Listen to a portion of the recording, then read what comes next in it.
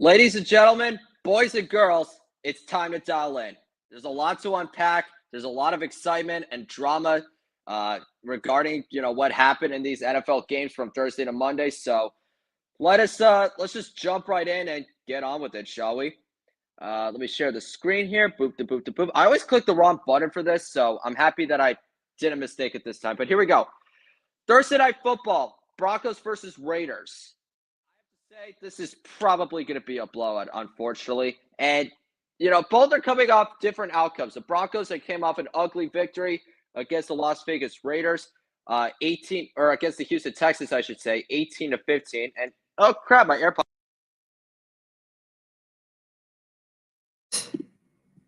Okay, I think that should work now. Here we go. Sorry about that. So what I was about to say was that the Broncos, they beat the Houston Texans on Sunday, 18-15. And Bo Nix was not that all impressive for most of the game. I think he only completed, one pass out of his first 7 attempts. He finished 18 of 37 overall, but he ended up doing enough to help the Broncos win. He had the only 2 touchdowns of the game for Denver, actually for any team, really. He had a wide open touchdown to RJ Harvey in the third quarter. Earlier before that, he found Courtland Sutton deep down the left sideline. And on the final drive, it was his legs that got 25 yards and the yardage that Denver needed to set up the 39-yard field goal attempt for Will Lutz just a few quarters after, he had his first attempt blocked by Danico Autry. So, I mean, defense was fantastic. I mean, even without Patrick Surtain, they held Houston to just 15 points off of five made field goals from Ka'imi Fairbairn. Davis Mills took over for C.J. Stroud in the second half due to a concussion, and in that span, the Texans just could not do anything. They couldn't convert on third down. They only had 2 more first downs. They scored 3 more points. And Davis Mills went, 7 of 16 in that span? So, I mean, Denver's defense led the way from start to finish, per usual. While the offense, they've been a little bit inconsistent lately. So I have to say, it's I'm curious to see how they're going to play tonight against the Raiders, but they're coming off a heartbreaking loss to the Jacksonville Jaguars at home. Like, they couldn't really do much of anything through 3 quarters. They did score the only touchdown of the game up until the fourth quarter, but they only had 3 more points for the rest of the way. Geno Smith had an horrible interception, but the defense for the most part was playing well. I mean, they intercepted Trevor Lawrence in the end zone. They held them to just 2 field goals. One of them, an NFL record 68-yard attempt near the end of the first half. But once the fourth quarter started, all hell broke loose on both sides because neither offense could get stopped at any point in the game. We ended up getting overtime. The Jaguars got the ball to start. They go right down the field to score and to go ahead 30-23. And then in the next drive, the Raiders do the absolute same. They managed to get in the end zone, and Pete Carroll, with the presence of mind, decided to go for 2, to go for the win, not settle for the tie. And unfortunately for them, Geno Smith's pass got deflected at the line, and the Jaguars defense made the game-saving play to win at 30-29. So, I mean, there's not too much to nitpick. I mean, both quarterbacks did what they could to get their teams back in the game. Their defenses forced at least one takeaway to, get back into the mix and to build some momentum. Jaguars just made one more play in the end. That's really all it came down to. And unfortunately, the reason why I think this is going to be a blowout is because when you come off a loss like that, a 1-point defeat in overtime, knowing the physical impact it can have and the fact that you're going in a mile high with the elevation and with one of the toughest home field advantages to play in, Denver, when they're good, that is not a place that you really want to play in. And right now, their defense leads the league in sacks. Their offense can play outstanding complementary football when they play at their best. And they're just better coached. And that's why I think that the final score is going to be 34-14 because, the Broncos just, have a lot of stronger aspects to lean on than the Raiders do right now. I mean, defensively, if Max Crosby can't do anything, then there's just nobody else that can really step up. So that's why my final score is going to be 34-14. So next up, we got the Falcons and the Colts in Germany. So I think this is going to be an outstanding close game between 2 scrappy teams here. The Colts are coming off a pretty pathetic defeat to the Pittsburgh Steelers. They turned the ball over 6 times. 5 of them came from Daniel Jones. 3 of them led to Pittsburgh touchdowns. They only lost by 7. So if Daniel Jones didn't turn the ball over, who knows? Maybe Indianapolis would have escaped with the win. But then again, Jonathan Taylor, he only got held to 45 rushing yards on 14 carries. So Pittsburgh essentially said, we're going to make you win the game by yourself, Daniel Jones. We're going to take Jonathan Taylor out, and we're going to see if you can win the game with your arm. And, if you can actually carry them to victory. And he failed. And the defense could only do so much because of the amount of times they were on the field.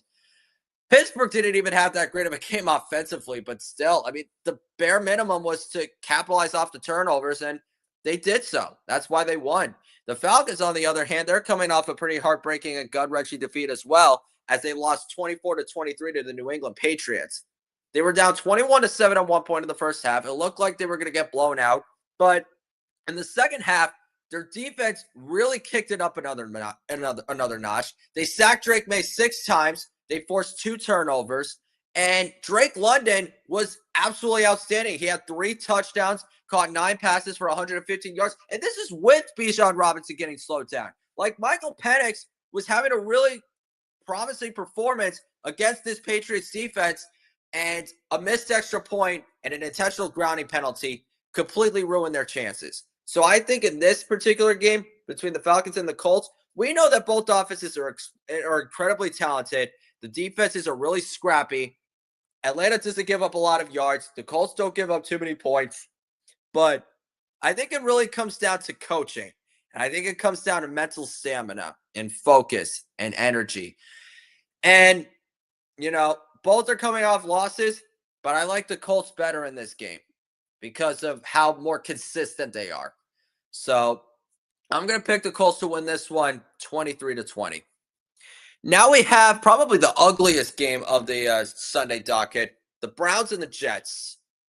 They're both coming off a bye, so I'm going to keep this short, and I'm going to pick the Cleveland Browns to win this game, unfortunately, mainly because of their defense. Okay, the Jets were absolute sellers at the trade deadline.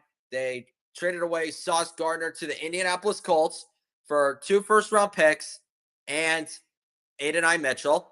They traded away Quinton Williams to the Dallas Cowboys for a 2026 second-round pick, a 2027 first, and Mozzie Smith. They had already traded away Michael Carter II and to the Philadelphia Eagles. The Jets are just building for the future at this point. They know that this season was a wash, that it's not going to go the way that they want, and it's really just evaluating the guys that they have and who they're willing to keep, entering the next offseason. With the Cleveland Browns, they have Myles Garrett, who's an absolute beast. They have one of the best defenses in the National Football League. The Jets necessarily don't really have that right now. And offensively, both teams are going to run the ball heavily. Like, that's going to be the bread and butter of their game. Garrett Wilson's going to return from a knee injury. I don't know if he's going to be cleared enough to play in this game, but he has returned to practice. The Cleveland Browns, though, the fact that they're sticking with Dillon Gabriel is a little bit concerning because, Quinshon Judkins has been a promising rookie back, but when you have a quarterback that doesn't push the ball down the field, I really don't know what to expect from either side in this one. But the only reason why I'm picking the Cleveland Browns in this particular game is just the fact that their defense is absolutely hellacious. And if it wasn't for a god-awful offense, we'd be regarding them as one of the best defenses in this, this past decade. So my final score, I'm going to pick the Cleveland Browns to win 13-6. Jaguars Texans, I already pretty much previewed how each of their games went when I was previewing the Thursday night game. So I think we should just preview this particular matchup and just get on with it.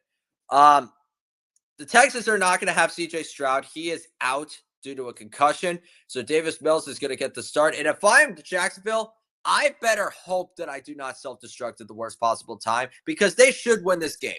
Their defense is second in takeaways. They have a reliable running attack. Their offense has enough playmakers. They just got Jacoby Myers in a trade from the Las Vegas Raiders for 4th and 6th round picks. So with Travis Hunter on IR, you're going to get a lot of extra receiving help.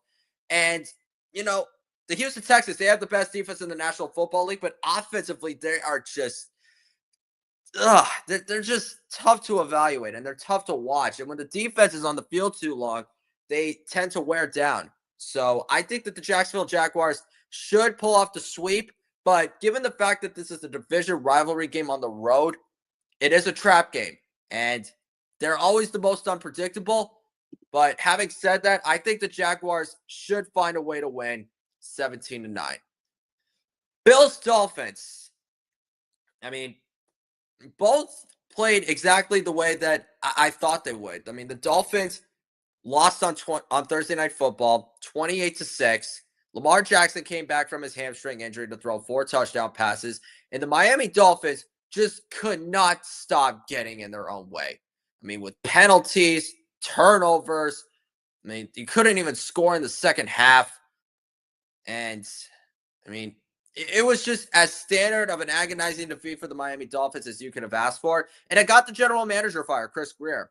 So, I mean, my take on it is the fact that this probably was long overdue, if you ask me. Since he took the GM position in 2016, the Miami Dolphins, they've only made the playoffs twice. They have not won a single playoff game. And with all the talent that they've accumulated over the last few years, it's just been mediocrity. And unfortunately, I mean, somebody had to pay a big price for it. And Chris Grier was, the first ball to get dropped. They ended up trading away Jalen Phillips to the Philadelphia Eagles. So that's a key guy on their defensive side that, ended up having to move on. But Mike McDaniel is still there. Jalen Waddle didn't get traded. Bradley Chubb didn't get traded. So Miami is sticking with, the core. I'll put quotes around that because I don't really even know who you can really trust anymore.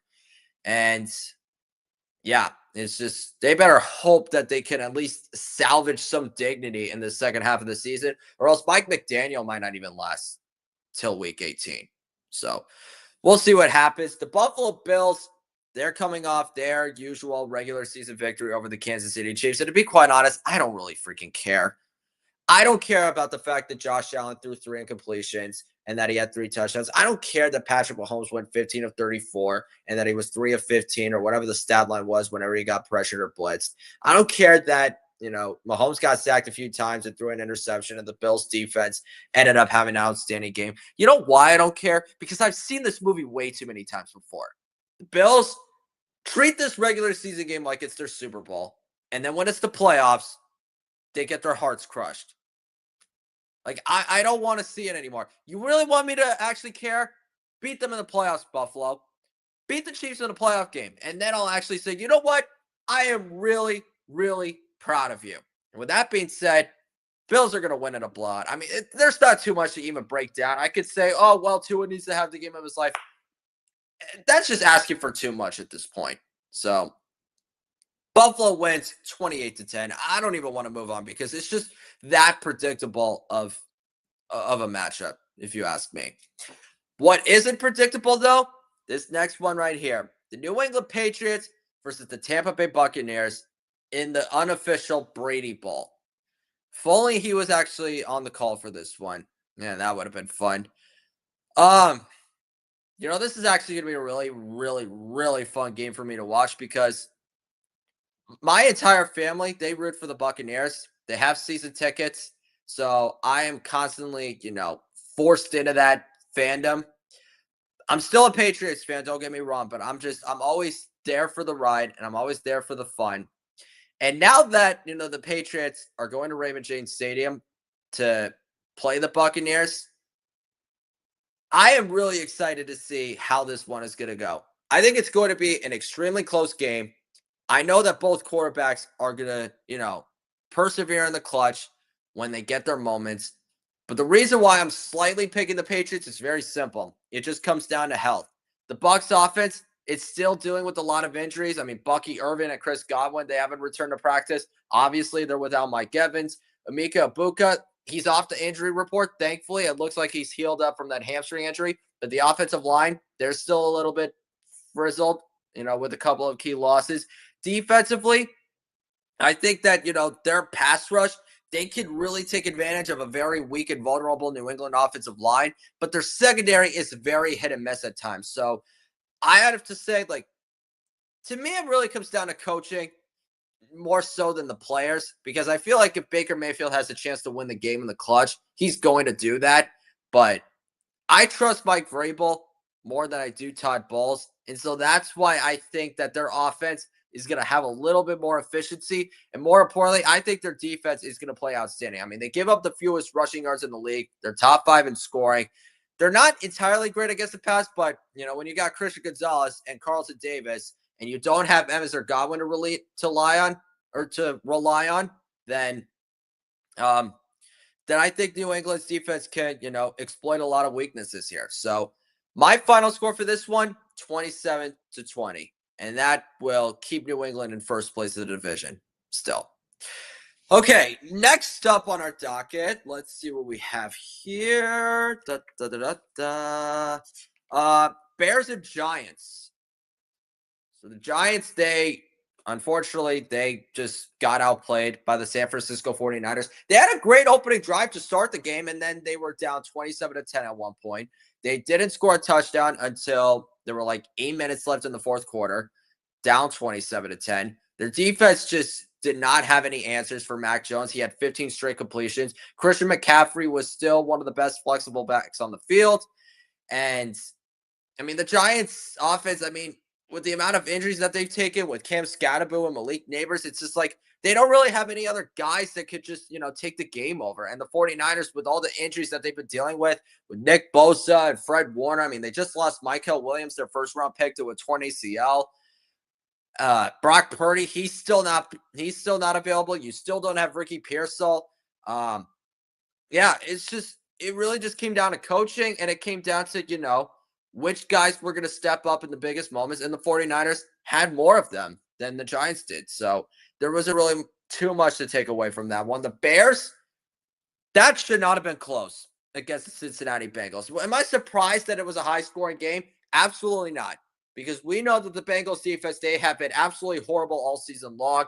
The Bears, they're just running out of defensive backs. They still don't have Jalen Johnson. They didn't have Kyler Gordon. Tyreek Stevenson, he was a game-time decision. I was surprised that he even played. They had to sign Chauncey Gardner-Johnson just to have some bodies out there, to just, have some depth. And, Joe Flacco had a field day. He threw for well over 400 yards, had 4 touchdown passes. Unfortunately, his defense completely wasted a 14-point comeback in the fourth quarter. It started off bad for the Cincinnati Bengals in the first 15 minutes of that period. Joe Flacco got strip sacked on the first play by Austin Booker. That led to a field goal. The next drive, Evan McPherson, he went out for a 54-yard field goal. It's just short of the crossbar. And it set up a Chicago touchdown to go ahead 14 points. And it should have been over on the next drive when Tremaine Edmonds undercut Chase Brown for an interception. That's when it should have been over. But the Bears offense, they went 3 and out. The Bengals, with no timeouts, they reached the end zone. Joe Flacco hit Noah Fant down the post to make it a 1-score game. And all the Bears had to do was just recover the onside kick, and the game would have been over. And instead, nobody was lined up properly. For whatever reason, they had more linemen on one side of the field than the other. And the Cincinnati Bengals just took advantage of that, and they got the football. And it only took less than a minute for them to take the lead. But there were 58 seconds left. So I'm like, you know what? Based on how terrible that this Bengals defense is, this game is far from over.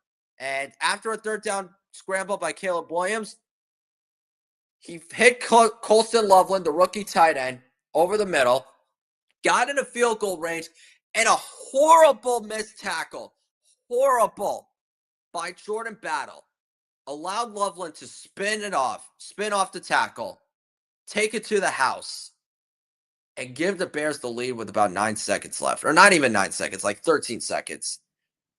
The Bears won the game. And, the Bengals had a desperation Hail Mary attempt that got picked off.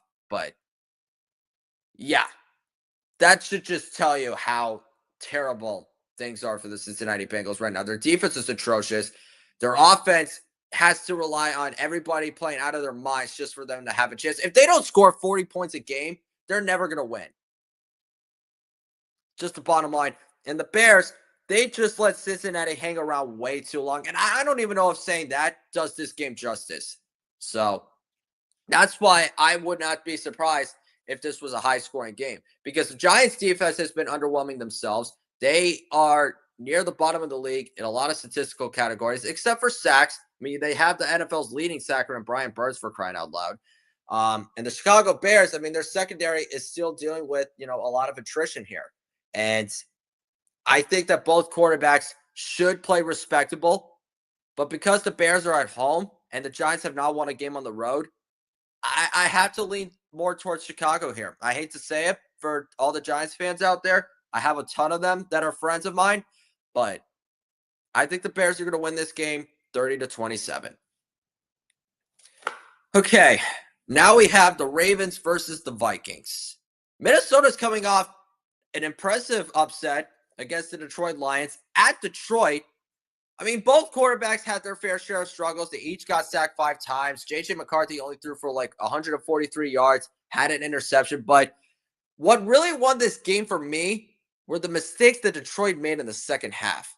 The first was the lost fumble from David Montgomery.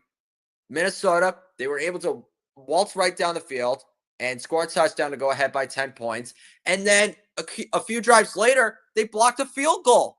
And it led to 3 more points that allowed Minnesota to really pull away. And even with all the chances that Detroit was given to, claw their way back in the game, Minnesota, they just had that extra step on them. And on the final drive of the game, it only took one completion of Jalen Nailor to run out the clock. And I think Detroit, they got into their own way at home. They took a lot of penalties. They had 10 of them for about 71 yards. They had the lost fumble and the blocked field goal that really, really lost all their momentum in that game. And Minnesota, I mean, they had their struggles, but they took advantage of their opportunities, and that was the bare minimum. And we already talked about what happened in the Baltimore Ravens game, so I'm not going to really, repeat myself here. But I will say that I think the Ravens are starting to run the table here. I think that their offense is more dynamic. As long as they don't get in their own way, and as long as they don't get overly aggressive, and as long as they don't stray away from their identity, then I think they'll be in a reasonable spot, especially against the Vikings defense that has not been great over the last few weeks. I mean, they gave up a perfect passer rating to Jalen Hurts. They didn't force a punt against Justin Herbert. And while they did, make a few key plays against the Lions, they still let Jared Goff throw for well over 280 yards and 2 touchdowns. So this defense has a lot of ground to make up for. And when you look at the other side of things, I like J.J. McCarthy. I love his heart, and I love his character, and I love the pieces around him. But he's been kind of average in the games that he's played in. And I am hoping that he has a better performance against this Ravens defense, but I feel like we're sort of seeing the same movie from last year where Baltimore's defense, they're trying to fix a lot of communication issues. They're trying to, get everybody lined up in the right spot. I mean, they just traded away Jair Alexander to Philadelphia because he wasn't really meshing well in the rotation. And, I think it's just really just relying on the cornerstones to, pick up the slack here. And with that being said, I think we're going to get a relatively scrappy fight, but I think the bottom line is that Lamar Jackson is going to outplay J.J. McCarthy. And I think that'll be the biggest difference in this game. So I'm going to pick the Ravens to win here, 27-19. All right, let's see what we have next. Panthers Saints. Wow. So the Saints, unfortunately, in Tyler Show's first start in the NFL, they got predictably blown out by the Los Angeles Rams. I'm not even going to waste too much time on it because we all knew that this was going to happen. The only reason why the Saints even got in the end zone in the first place was because of some phantom roughing the passer call from Byron Young. But to his credit, the Saints got in the end zone and they kind of made things a little bit respectable in the first half. But, I mean, defense just had no answers for Matthew Stafford. I mean, he had well over 280 yards, if I'm not mistaken. Let me pull it up. Yeah, 280 yards, 4 touchdown passes, no interceptions. Kyren Williams had close to 115 yards. Puka Nacua came back from his hamstring, or not from his hamstring, his ankle injury.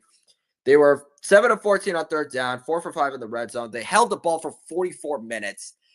I mean, the Rams were just a vastly superior football team, and there's really not too much to talk about because we knew that the Saints were just going to be a dead man walking, unfortunately. And Alvin Kamara only had 6 carries for 14 yards, ended up getting benched in the second half. And after the game, Rashid Shaheed got traded to the Seattle Seahawks. So New Orleans is just, they're just entering limbo. Actually, they've been in limbo, but they're just pretending that everything is fine and that nothing really needs to be changed, just like the Cincinnati Bengals. The Carolina Panthers, on the other hand, they did something that I didn't think they were going to be able to do last week. They beat the Packers at the Packers. They actually won a game where it was impressive, where that's a team that you need to beat to like kind of establish yourself as a playoff contender and to kind of jump into that picture. And there are 2 huge reasons why. The first is because of Rico Dowdle. He has been the bread and butter of this offense. There's a reason why I said that, the Dallas Cowboys were stupid to let him walk away in free agency, because we knew that this guy had arrived, that this guy was coming onto the scene, and that he was starting to really carve out a role in the NFL. And the Carolina Panthers, even with Chuba Hubbard as their lead running back, even with him, finishing top 5 in rushing, they signed Rico Dowdle, and now he's 3rd in the NFL in rushing yards. He had, 135 more Sunday against Green Bay? Yeah, 130 yards on 25 carries, scored their only 2 touchdowns, despite the fact that Bryce Young only had 102 yards and an interception. He was the guy that kept Carolina's offense in a steady and, consistent flow. The defense, they forced Green Bay to make a lot of mistakes, like a lot. Brandon McManus missed a field goal. Jordan Love had a horrible arm punt of an interception. They tried to go for it on 4th down and 8. I'm trying to think what else. I get that Tucker Kraft was out with the torn ACL. He's going to miss the rest of the season. So that is a huge loss to their offense. But it took until their final drive of the game just for Green Bay to score a touchdown. Like, let me look at their plays right here. First drive of the game, Savion Williams runs into his own guy on a screen, and he coughs up the football. So there's the first one. The second, 49-yard field goal. Okay, not too bad. The next, another field goal.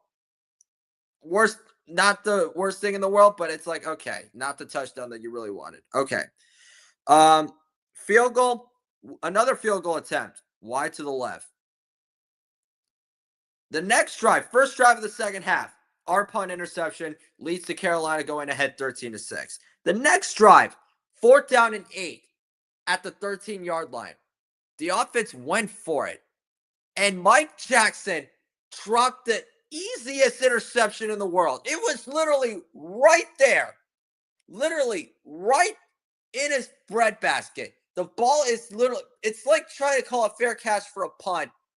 And if it didn't fall out of his hands, that ball is he is probably going to the house. That is probably going to be a pick 6. And then they finally scored a touchdown to tie the game, but they gave Bryce Young too much time to go down the field, set up a winning field goal attempt for Ryan Fitzgerald. And Carolina, to their credit, they made the least amount of mistakes, and they closed the deal when they had the chance. And the Green Bay Packers just could not stop getting in their own way. And that is why for this game, I'm going to pick the Panthers to win by double digits.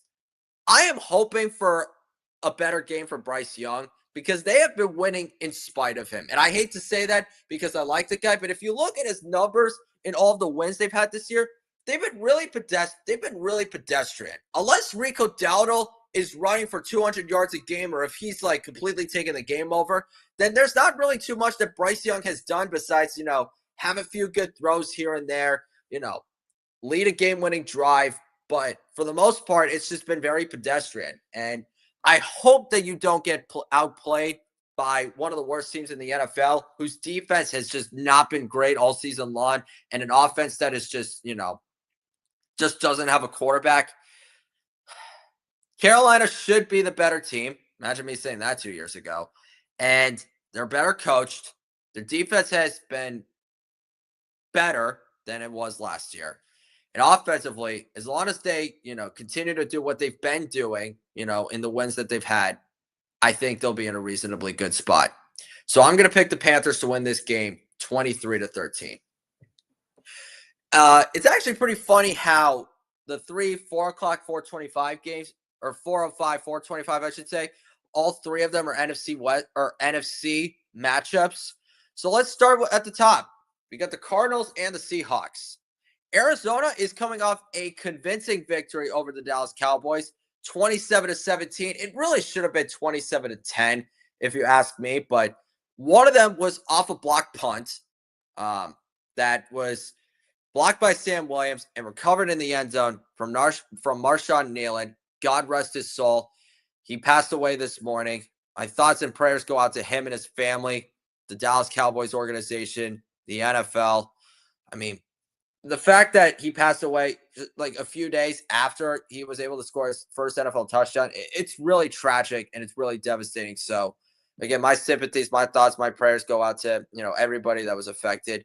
But Dallas scores off of that in the first half, but the offense only scored 7 points the entire game. Dak Prescott got sacked 5 times. The offense turned the ball over 3 times. The defense couldn't stop a third down if, no matter what the situation was. Marvin Harrison Jr. was breaking ankles, literally. Well, actually, I can't even say literally, but you know what I mean. Marvin Harrison Jr. was just unstoppable for Deron Bland or for Kaiir Elam or for whichever Dallas corner was out there. They don't really have a lot of secondary guys that can, jump into the fold there. Jacoby Brissett, he got sacked 5 times as well. Dallas's defense was somewhat better, but it wasn't, it was still a little bit of a mess. And, Jacoby Brissett was a stud on Monday Night Football. I didn't think he was going to play. I thought they were going to, bring Kyler Murray back onto the field, but no, this is Jacoby Brissett's job to lose because the offense has been significantly better under his direction than it had been under Kyler Murray's before he unfortunately suffered that foot injury. Knock it on wood for him. And the defense had their best game of the season, to be quite honest with you. However, I don't think it was as impressive or as amazing as the Seattle Seahawks were on Sunday Night Football against the Washington Commanders. Sam Darnold completed his first 17 pass attempts, threw 4 touchdown passes, had a perfect passer rating in the first half, and had his best game of the season of his career by far.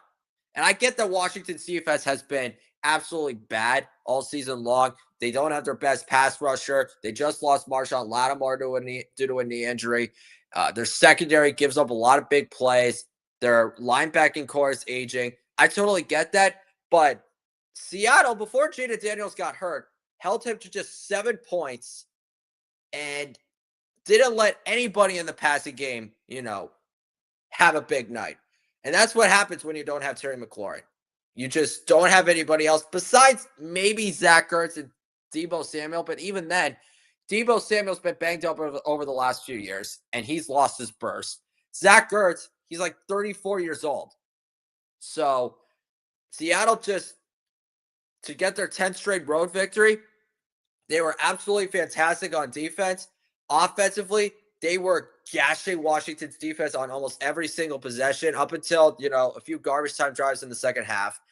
And I want to say that this is going to be a tightly contested grudge match, but the Seahawks have now won 8 straight against their division rival. And given the fact that this is at home, I think that the Seahawks are going to pull off the sweep here. So I'll still say that they maintain their lead in the division with a 26-18 victory. This is going to be the game of the week, or at least on the Sunday afternoon slate. The Rams and the 49ers. If you recall, San Fran beat the Los Angeles Rams on Thursday Night Football in Week 5, 26-23, in overtime, mind you. Kyren Williams had a costly fumble at the 1-yard line, near the end of the fourth quarter. They did force overtime, but on their final drive of the game, 4th and 1 again, and they, get stopped. And the 49ers defense, makes the game-saving play to win. Mac Jones was absolutely fantastic. Kendrick Bourne had one of the best games of his career. And this is with Christian McCaffrey, not having the best night by his standards. Now that this is in Santa Clara, the Rams are looking for revenge. They're hoping to, pull away in the NFC West. They're hoping that a playoff spot is guaranteed in their direction. And the last thing they want is for the 49ers to beat them twice in a season again, because this is not the first time that we've seen this between Kyle Shanahan and Sean McVay. I don't think that this is going to be a sweep by any means necessary. I think that we're going to get the split. And as long as the Rams, don't make any costly mistakes like they did the first meeting, then I think they'll be in a reasonably good situation. So for my final score, what did I say for them? I'll say the Rams, they get their revenge 30-23. Now we have the Detroit Lions versus the Washington Commanders. This was supposed to be the game of the week. This was supposed to be one of the best playoff rematches of the 2025 NFL season. But now that Jaden Daniels is most likely going to be out for the rest of the season with a dislocated elbow, it's probably going to be a blowout. And Detroit's coming off a pretty bad loss themselves. They had 10 penalties. They had a couple, miscues in the second half. But I think this is going to be a great bounce back game for them. Their offense is still one of the most efficient units in the league. Their defense, has a lot of key playmakers. Washington they don't have a quarterback. They don't have Terry McLaurin. Marcus Mariota's okay, but he's not really a starter. And when you don't have anybody that can help you out in the passing game, and when you don't have anyone that can stop the pass or attack the pocket consistently, then it's going to be a long day no matter who you're going up against. So I'm going to pick the Detroit Lions to win this one 30-13, to make a long story short. Steelers-Chargers. Pittsburgh, that was the game that their defense needed against Indianapolis. 6 turnovers, 5 sacks, 3 interceptions. 3 of those turnovers led to 3 Pittsburgh touchdowns. Their offense wasn't fantastic, but they took advantage and they capitalized off the opponent's mistakes, which is all that you could have really asked for in that situation. So give kudos to Pittsburgh there. The Chargers, they might have won the game, but how was it even close? I mean, think about it. They beat the Titans by 7 points, yet the only 2 touchdowns that Tennessee scored were off a pick 6 and a punt return. Cam Ward got sacked 4 more times. He was under fire for most of the afternoon. But the thing was, Justin Herbert was as well. They didn't really have much of a running game. They had a few efficient drives, which was honestly the minimum standard that they had to meet just to win that game. Yet, what kind of overshadowed that win is the fact that they lost Joe Alt for the rest of the season with that ankle injury. So you don't have Rashawn Slater. You don't have Joe Alt. The offensive line has been a disaster all season long. Justin Herbert has had to take off more times in the pocket and run around more times than he should have been, at the start of the year. Probably more so than he did last year.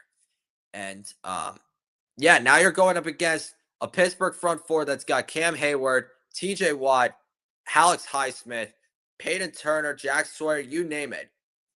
And honestly, a lot of people are picking the Chargers. I don't really know how this is going to go. I'm going to pick the Pittsburgh Steelers because I think that their defense can really build off their momentum. And I think their pass rush can really, really force Justin Herbert to get rid of the football a lot earlier than he should. And also, I think this is going to be a game that will be won in the trenches. Pittsburgh has a capable number 1 back in Jaylen Warren. And with the Chargers, you got Kamani Vidal. He's had like a couple 100-yard games, but I don't know. I've never really seen him as a number 1 back. And when you don't have a Marion Hampton, then you just don't really have that, bruiser or that, stabilizer that's going to, control the clock and to, make sure that your offense doesn't, completely go one-dimensional. So I think we're going to get a relatively scrappy fight here. I think both quarterbacks are going to play exceptionally well, but I like the Steelers defense a little bit better than the Chargers one right now because both of them are kind of at the same level, if you ask me. So my final score, I'm going to say the Pittsburgh Steelers are going to win this game 24-20. Now we have Monday Night Football, the Eagles and the Packers. I'm going to be honest here. Philadelphia is coming off a bye week, and they have more talent, and they just made a few big moves before the trade deadline. I kind of like the Packers in this one, and I know they lost to the Carolina Panthers at home in a game where they kept making way too many mistakes. But Matt LaFleur, since he's been the head coach, has not lost a game at home on Monday Night Football.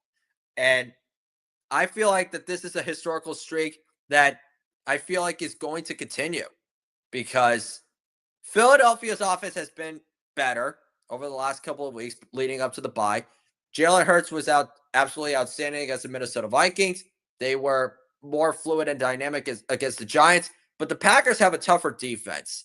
And when you have Jordan Love and Josh Jacobs and Christian Watson, obviously losing Tucker Kraft is a huge loss, but the Packers are a little bit of a stronger foe to go up against than two of the other teams that Philadelphia was able to beat.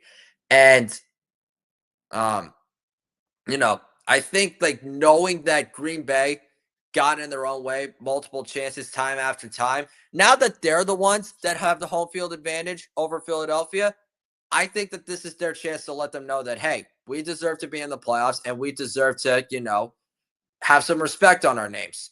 So my final score for the Green Bay Packers in this one, they're going to beat the Philadelphia Eagles 27-20.